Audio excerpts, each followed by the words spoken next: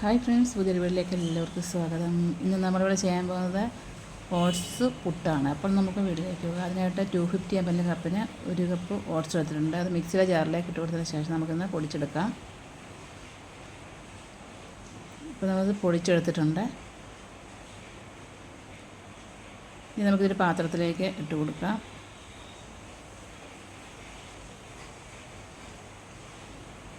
പാത്രത്തിലേക്ക് ഇട്ട് കൊടുത്തിട്ടുണ്ട്. ഇനി നമുക്കിതിലേക്ക് ഉപ്പ് ചേർത്ത് കൊടുക്കാം.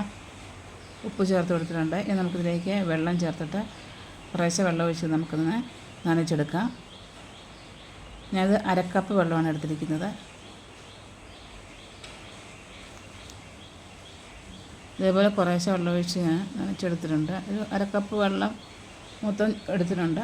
1 സ്പൂൺ വെള്ളം അധികം വന്നിട്ടുണ്ട് അതിൽ. ബാക്കി മൊത്തം എടുത്തതിന് ശേഷം നന്നായിട്ട് നനച്ചെടുത്തിട്ടുണ്ട്. നമുക്കൊരു 10 മിനിറ്റോളം നമുക്കിന്ന് റെസ്റ്റ് ചെയ്യാൻ വേണ്ടിയിട്ട് വയ്ക്കാം. അതിന് ശേഷം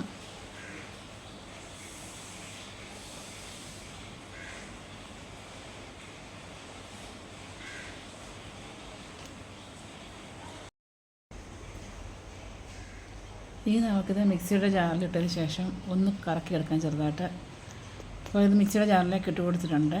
ഇതിലേക്ക് നമ്മളിനി 1 ടേബിൾ സ്പൂണോളം ഓട്സ് ചേർത്ത് കൊടുക്കുന്നുണ്ട്. പൊടിക്കാത്ത ഓട്സ് ചേർത്ത് കൊടുക്കുന്നുണ്ട്. അതുകൂടി ഇതിലേക്ക് ചേർത്തിട്ട് നമുക്കൊന്ന് മിക്സ് ചെയ്ത് കൊടുക്കാം സ്പൂൺ കൊണ്ട്. അതിനുശേഷം നമുക്കൊന്ന് പൊടിച്ചെടുക്കാം.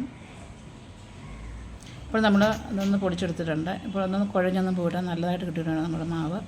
ഇപ്പോൾ നമുക്കിനി ഇത് പാത്രത്തിലേക്ക് ഇട്ട് കൊടുക്കാം.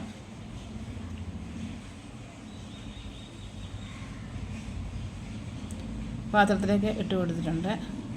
ഇനി നമ്മൾ തേങ്ങ ചിരകി വെച്ചിട്ടുണ്ട്. ഇനി നമ്മൾ പുട്ടിൻ്റെ പാത്രത്തിലേക്ക്, ചിരട്ടപ്പുട്ടാണ് ഉണ്ടാക്കാൻ പോകുന്നത്. അപ്പോൾ നമുക്ക് ആ പാത്രത്തിലേക്ക് തേങ്ങ ഇട്ട് കൊടുക്കാം ആദ്യമേ. അതിനുശേഷം നമുക്കിതിലേക്ക് ഈ മാവ് ചേർത്ത് കൊടുക്കാം. ഇതിൻ്റെ മുകളിൽ കൂടെ നമ്മൾ കുറച്ച് തേങ്ങ ചേർത്ത് കൊടുക്കുന്നുണ്ട്. അപ്പോൾ ഞാൻ കുക്കർ വെച്ചിട്ടുണ്ട്. ഇപ്പോൾ വെള്ളം തിളച്ച് വന്നിട്ടുണ്ട്. നമുക്കിനി അതിൻ്റെ മുകളിലേക്ക് വെച്ചതിന് ശേഷം ഇതൊന്ന് വേവിച്ചെടുക്കാം. ഇതൊന്ന് ആവി വന്നതിന് ശേഷം നമുക്ക് കുറച്ച് സമയം ഇതൊന്ന് ഗ്യാസ് കുറച്ച് വെച്ചതിന് ശേഷം നമുക്കൊന്ന് 5 മിനിറ്റ് ഒന്ന് വേവിച്ച് എടുക്കാം.